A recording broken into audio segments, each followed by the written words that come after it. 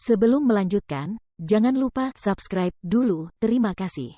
Bab 498, Seorang Wanita Bodoh. Hahaha. Mereka mendengar suara tawa yang keras. Seorang pria yang tampaknya berusia 40-an melangkah keluar. Ia mengenakan jubah hitam sederhana. Meskipun wajahnya selalu berwibawa, saat ini ia tidak dapat menahan senyum. Ada sedikit rasa tidak berdaya ketika tatapannya jatuh pada wanita yang sederhana namun anggun itu. Susi, kau akan membuat San Yuan takut. Orang yang datang adalah guru klan Lin, Lin Boheng. Dia juga kakak laki-laki Lin Susi dan kakak angkat Patriark Feng. Meskipun Lin Boheng lebih tua dari Patriark tua Feng, wajahnya tetap prima. Dia tampak seperti pria yang baru saja memasuki usia parubaya. Tidak ada tanda-tanda dia terbebani oleh usia. Sebagai kepala klan Lin, kultivasinya luar biasa. Dia baru saja memasuki tahap Naschen Sol beberapa waktu lalu. Kakak laki-laki. Dia menoleh ke arahnya dan kemudian menatap pintu yang tertutup rapat dengan wajah cemberut. Lihat, dia bersembunyi dariku seperti tikus yang melihat kucing. Seolah-olah aku orang yang kejam dan jahat. Apakah aku benar-benar seburuk itu? Ia tak kuasa menahan diri untuk menyentuh wajahnya selama percakapan mereka. Untuk pertama kalinya dalam hidupnya, ia merasa tidak percaya diri dengan wajahnya. Ia bahkan meragukan apakah keputusannya untuk mengonsumsi pil Foundation Visage agar wajahnya tetap muda adalah benar. Jika hari ini ia tampak setua pria itu, apakah pria itu akan lebih menerimanya? Melihat adik perempuannya, mata Lin Boheng penuh dengan rasa iba. Keluarga mereka terdiri dari 4 saudara laki-laki dan hanya seorang adik perempuan. Orang tua mereka tidak hanya menyayanginya seperti harta yang berharga, tetapi juga keempat saudara laki-lakinya tumbuh besar bersamanya.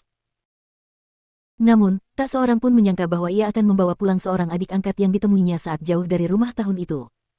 Alhasil, gadis itu langsung jatuh hati padanya. Namun, saat itu, San Yuan sudah menikah dan wanita itu tengah mengandung anaknya.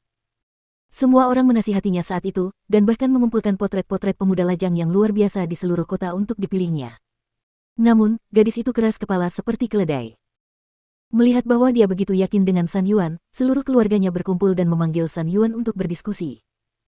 Mereka tidak peduli bahwa dia berasal dari negara kecil kelas 9, mereka hanya berharap dia dapat memperlakukan Susi dengan baik dan membiarkannya menjadikannya istri yang setara. Siapa sangka, gadis ini langsung menolak masalah ini. Dia masih ingat dengan jelas bahwa gadis itu berkata dengan wajah tegas, "Aku tidak menyesal bahwa aku, Lin Susi, jatuh cinta pada Feng San Yuan. Namun, aku tidak ingin menjadi penjahat yang menghancurkan keluarga orang lain. Aku tidak tahan menjadi wanita lain. Karena dia memiliki istri yang sah, aku akan menunggu." Penantian ini telah berlangsung selama puluhan tahun. Dia melihat dari jauh, seperti yang dia katakan, tanpa menghancurkan keluarganya, tanpa membiarkan istrinya tahu bahwa ada wanita seperti dia yang menunggu dengan bodoh. Dia melihat saat anaknya lahir, suami istri ini memiliki kasih sayang yang penuh kasih, anak mereka tumbuh dewasa, dan kemudian mereka memiliki seorang cucu perempuan. Penantian yang sia-sia selama puluhan tahun membuat hatinya tidak hanya lelah tetapi juga terluka. Atas saran keluarganya, ia pergi ke kultivasi tertutup dan mengubah kerinduannya menjadi motivasi untuk kultivasinya. Ia berkultivasi siang dan malam tanpa mendengarkan berita dari luar, tanpa memikirkan orang itu. Sampai baru-baru ini, ketika dia meninggalkan kultivasi tertutup, dia tahu bahwa istrinya telah meninggal lebih dari 1 dekade yang lalu. Jadi baru pada saat itulah dia mengirim seseorang untuk menangkapnya. Lin Boheng mendesah pelan. "Susi, pelan-pelan saja. San Yuan tahu isi hatimu, tetapi rasa bersalahlah yang membuatnya tidak mampu menghadapimu. Kau sudah menunggunya selama puluhan tahun, itu belum terlambat.